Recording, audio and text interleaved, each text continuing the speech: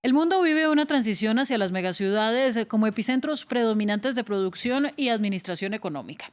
El primer modelo de esa tendencia fue en Nueva York en los años 50. Desde entonces, las urbes hiperpobladas son cada vez más comunes.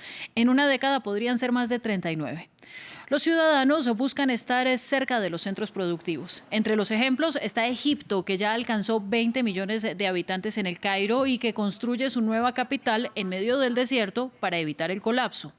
Indonesia también vive una crisis en la isla de Yakarta que se hunde a un ritmo acelerado y que sobrepasa los 10 millones de habitantes. Ya así no es viable, por lo que erigirá en la isla de Borneo a Nusantara, su capital del futuro. La pregunta ahora es, ¿cómo debe desarrollarse este nuevo concepto de vida? Según Euromonitor, las cinco mayores macrociudades por población en 2030 serán Yakarta, Tokio, Karachi, Manila y también el Cairo. Pero también se espera que se sumen a las megaciudades casos tan diversos y diferentes como Bogotá de Colombia y Bagdad en Irak.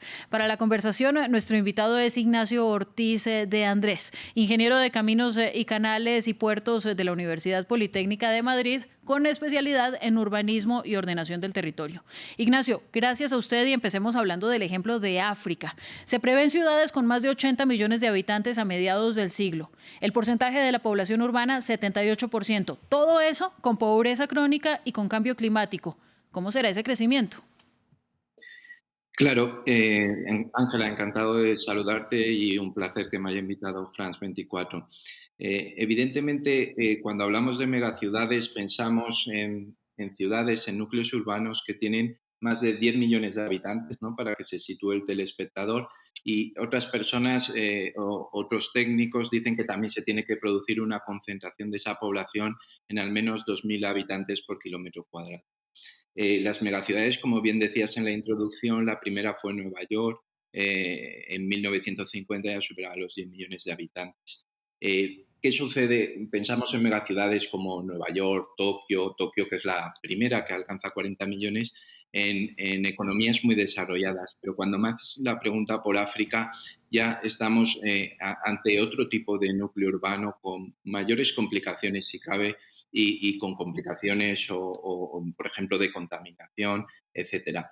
Como bien dices, en África se espera, por ejemplo, para 2050 que haya poblaciones, por ejemplo, en Lagos, una concentración enorme de hasta más de 75 millones de habitantes según avance las décadas. Ahí ya hay muchísimos retos de salubridad, de depuración de aguas, de infraestructuras, porque las ciudades desarrolladas cuentan con infraestructuras muy solventes que son importantes, pero en estas pues está el término que se conoce como slum, de barrios degradados, de chabolas, etcétera, que ahí hay grandes problemas. Entonces es un reto muy importante tanto para el país como para el resto del mundo. Hay ciudades desarrolladas y también hay ciudades desordenadas. Las seis nuevas megacities que se prevén para 2030 incluyen a Bogotá en Colombia, a Chennai en la India, Luanda en Angola, Salam en Tanzania y también Bagdad en Afganistán. ¿Están preparadas? Bien, realmente hay mucho reto, hay muchas cosas por hacer. Se puede decir que muchas ciudades o megaciudades en países en desarrollo no están preparadas. Se estima, según Naciones Unidas, que al menos 1.000 millones de personas viven en barrios degradados. ¿Cómo puede estar eso preparado? No se puede, ni hay suficiente abastecimiento de energía, muchas veces calles o carreteras sin asfaltar, un tejido que no responde las calles a un trazado urbano homogéneo, a usos también, por ejemplo, Ángela, a usos mixtos del suelo donde, por ejemplo, pues una persona pueda trasladarse fácilmente a su centro de trabajo, sino que estén en otras puntas y en otro lado el suburbio donde se concentra especialmente las residencias o estas infraviviendas. Hay mucho por hacer, hay grandes inversiones pendientes, tanto en infraestructuras, en calles, en seguridad, en servicios, mucho dinero y acciones que digo que en ocasiones también se extralimitan a la propia acción de la propia ciudad, del propio municipio y el propio país y que en cierto modo pues tiene que tener un apoyo internacional en casos, pues en países donde están más en vías de desarrollo. Si me permite la corrección, Ignacio, Bagdad es de Irak. Y ahora sí pasamos a la siguiente pregunta. Una razón para la migración a las ciudades, como pasa mucho en América Latina, es el conflicto armado. ¿Cómo controlar en ese sentido la densidad poblacional rápidamente?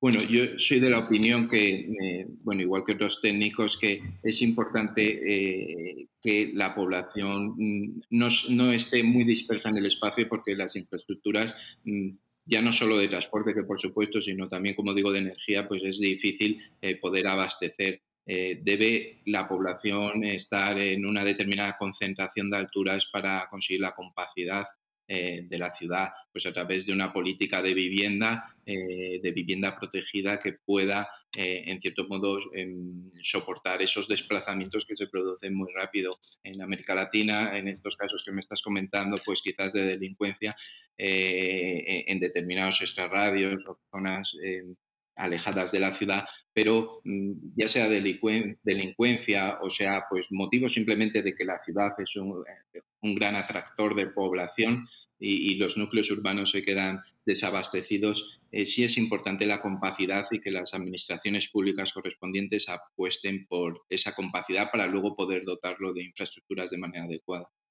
Y ya para el cierre, muy rápidamente, Ignacio, vimos hace algunos años el ejemplo de Brasilia, que fue una capital completamente planeada y construida para ese fin. Ahora pasa en Egipto y en Indonesia. ¿Qué opina de esos planes de reubicación? Bueno, a veces los municipios o estas grandes macrociudades tienen que apostar cuando se les acaba el espacio, bueno, pues construir una ciudad de nuevo o una expansión o lo que se denominan los ensanches urbanísticos tan habituales en todas las ciudades, pero digamos un ensanche enorme o un planteamiento de una ciudad ex novo en ocasiones a grandes demandas en estas ocasiones, pues lo justifican. Y es importante la planificación previa. Es una de las cuestiones en el urbanismo fundamentales. No se puede construir pues, esos asentamientos tan rápidos, ¿no?, de los que hablábamos sin planificación. Ahí